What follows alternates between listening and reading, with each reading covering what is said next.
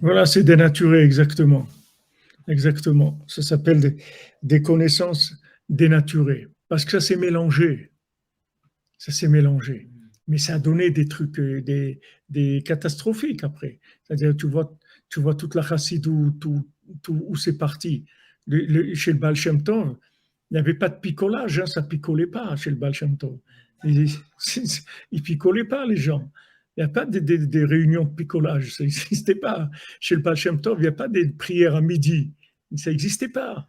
Il n'y a pas, Pas d'attaque personnelle. il y a pas de lien de pas se lever à Chatzot et tout. C'est le chemin du Baal Shem Tov. C'est le chemin de Moshe Rabbeinu, de Rabbi Shimon, du Harizal, du Baal Shem Tov. La Torah, c'est ça. C'est-à-dire que c'était ça, il n'y avait pas autre chose. Rabbi Yitzhak qui raconte à Metzibos, dans la ville du Baal Shem Tov, après le Netz, les synagogues, elles fermaient. Il n'y avait pas une synagogue, quelqu'un peut prier à 9h ou 10h ou 11h, ça n'existait pas. Il y avait la tfila, c'est le net, c'est tout. Après le net, on ferme la synagogue. C'est tout, on a fini la prière, on ferme la synagogue. Après, ils ouvrent pour Mincha. Mais il n'y avait pas tout ça, c'est des déviations. Ils ont commencé très, très doucement au départ. C'était très fin au départ, ça ne s'est pas vu.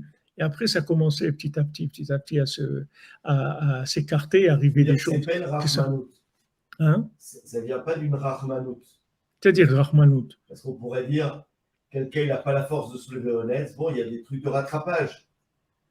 Non, mais Rahmanout, tu vois ce que je veux dire, miséricorde. Non, quand tu commences quand tu commences à officialiser l'handicap, tu crées des handicapés qui ne le sont pas. Ils ne sont pas handicapés, tu les fabriques, tu crées des handicapés. Alors que si tu lui dis, voilà, c'est comme ça, ok, si tu peux pas, mais sache que c'est comme ça. Mais si tu lui organises des Jeux olympiques pour handicapés, il va jamais arriver aux Jeux olympiques, ça n'existe plus pour lui, les vrais. Il se contente de cela, parce qu'il est handicapé, tu comprends. Après, il est bien, il n'a pas de problème.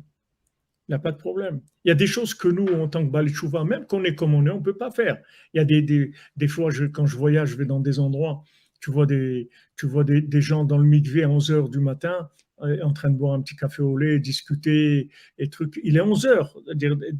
Le Zman de la Tfila, il est passé. Le Zman de Kriyat Shema, il est passé et tout. Mais ils sont là, mais ils sont très détendus, tu vois. Ils rigolent et tout, parce que ils s'appuient sur le fait que cet handicap, il a été officialisé, donc il est rentré dans la norme, si tu veux.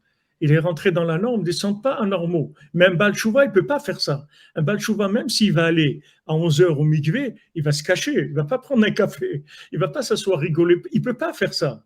Parce que il sait que ce n'est pas bien. Ça crée des gens qui font ça alors qu'ils ne sont même pas Baal Tshuva. Oui. Ah oui, c'est énorme. Oui, c'est exactement. Après, il reste que les handicapés, c'est un problème. Après, c'est tout à fait. Des fausses normes. Mais ça vient à la base du petit emprise de l'imagination. Un petit peu. Un petit peu, et après, ça commence à dévier. Et ça part dans des. C'est pour ça que Rabbi Yitzhak, toujours, il disait ça. Il disait, tu ne peux pas faire quelque chose, tu ne peux pas. Il n'y a pas de problème. Mais ne change pas la chose parce que tu ne peux pas faire. Ne change pas. Ça vient du grain de sel. Ouais. De l'homme. Ouais. Ne change pas. Ne change pas. Dis voilà, il faut se coucher tôt, moi j'arrive pas. Ok, tu n'y arrives pas. Bezat Hashem, un jour tu arriveras. Même dans 5 ans, même dans 10 ans. Parce que tu sais que c'est là où il faut arriver, c'est tout.